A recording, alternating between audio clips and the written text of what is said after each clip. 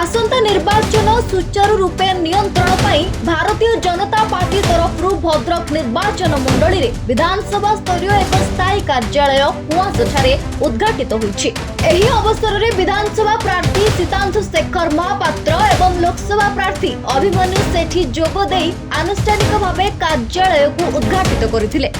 परे कर्मी मानकु नै एक शोभा कार्य अनुष्ठित होइथिला। एही अवसर रे किछि अन्य दलर कर्मी मिसिथिबा बेले आगामी दिन रे अनेक नेता और कर्मी बीजेपी रे जोग देवा सह भद्रक समेत ओडिसा रे डबल इंजिन सरकार गठन हेबो बोली कहिसेंती सांसद प्रार्थी अभिमन्यु सेठी। आज भद्रक विधानसभा क्षेत्रर नूतन कार्यालय उद्घाटन अवसर रे जेपरि भावरे कार्यकर्ता मानकर नेतृवृंदंकर एवं साधारण जनता उत्साह परिलक्षित होइछि।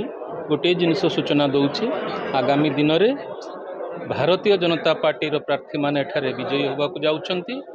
मोदीजींकर विकसित भारतर संकल्प मोदी ग्यारंटी को ओडिशावासी ग्रहण करिसंती। एही अवसर रे जो माने आज भारतीय जनता पार्टी रे विधिबद्ध भाव में योगदान कले तांको सर्वप्रथम मु भारतीय जनता पार्टी को स्वागत करुछि एवं आगामी दिन में आहुरी बहुत नेता एवं कार्यकर्ता माने अन्य दल छाड़ी कांग्रेस एवं बिजु जनता दल छाड़ी भारतीय जनता पार्टी योगदान करने इच्छा प्रकाश करछंती। गोटे कथा मु कहबी ये जो साधारण जनतार उत्साह साधारण जनता भितर मोदीजी प्रति जो विश्वास रही ताहा भद्रक निर्वाचन मंडली क्षेत्र में जो स्वप्न रही निर्वाचन भद्रकवासींकर मेडिकल कॉलेज विश्वविद्यालय टेक्सटाइल पार्क बन्यार स्थायी निराकरण भारतीय ओडिशा रे यदि Bharatiya Janata party double engine सरकार आसे ताहा हमें पूर्ण करने को जाउछु एवं निश्चित भाव रे ताको पूर्ण करिवु। सेहीपरि विधायक प्रार्थी भावे प्रथम थर निर्वाचन लड़ुतिबा समाजसेवी सीतांशु शेखर महापात्र आगामी साधारण निर्वाचन रे भद्रक विधानसभा क्षेत्र रे किपरि सुचारू रूपे निर्वाचन हेबो सेथि पई एही कार्यालय उद्घाटित होइतिबा से कहिसंती। देखो भद्रक विधानसभा क्षेत्र रे निर्वाचन सुचारू रूपे परिचालना पई आज एक स्थायी कार्य उद्घाटन होइछि। एही कार्यक्रम रे हमर जे लोकसभा प्रार्थी श्रीयुक्त अभिमन्यु सेठी महोदय उपस्थित थे एवं अनेक वरिष्ठ नेतृमंडली उपस्थित थे। समस्त कार्यकर्ता आज इधर उपस्थित हो समस्त उत्साहित अच्छा। आगामी दिन में भारतीय जनता पार्टी की किपरि भद्रक केवल भद्रक न भद्रक विधानसभा क्षेत्र एवं भद्रक लोकसभा क्षेत्र में किपरि यशस्वी करेंगे से समस्त आज संकल्पबद्ध।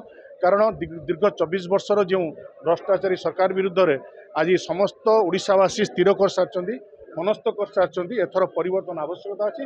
कारण दीर्घ 24 वर्ष धरी जो कड़ा कोटी ओडिशावासी आखिरे बांधी आज ओडिशावासी जानी सारी अनुभव कर सारी ना आउ एथर विजु जनता दल उपर आम आशीर्वाद करूँ ना कि भरसा करूँ ना। कारण दीर्घ 24 वर्ष आम जो जहाँ पर भरसा करूँ एवं एक नूतन परिवर्तन करूँ एवं प्रधानमंत्री जो विकास धारा समग्र भारत वर्ष चलती ताहा किपरि ओडिशा रे त्वरान्वित हेबो से आमर जी सभापति राज्य सभापति माननीय श्रीयुक्त मनमोहन सामंत नेतृत्व में ओडिशा रे मध्य डबल इंजिन सरकार एवं भद्रक प्रथम थर पद्म फूल फुटब ए कौन सन्देह ना। तेबे आगामी दिन में वर्तमान सरकार को लोके वर्जन करने सह भद्रक निर्वाचन मंडली रे पद्म फुटिबा सह सारा राज्य रे डबल इंजिन सरकार गठन हेबो बोली से कहिसेंती। तेबे आजिर एही नूतन कार्यालय उद्घाटन समारोह रे जिला सभापति समेत अनेक नेता और कर्मी अनुपस्थिति राजनैतिक माहौल को सरगरम करिते। भद्रक सीताकांत पाढ़ी रिपोर्ट द्रवार्ता डिजिटल लाइव। मोबाइल फोन और सांगसाथी आपण पिलाटीर पाठपढ़ा और कैरियर को प्रभावित करुच्ची कि आपण से विवृत कि तेबे आज ही आसतु आपण चाहूबा मन लगी संपूर्ण आवासिक स्कूल TSC गुरुकुल गोठपाटण भुवनेश्वर।